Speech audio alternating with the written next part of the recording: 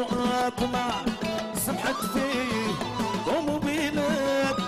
الفلوس مشات اليوم طحت بصومها غترجع لي اسمعها تغلبت عليه مسكين واطمع وسمحت فيه طويلات والفلوس مشات طحت بصومها غترجع لي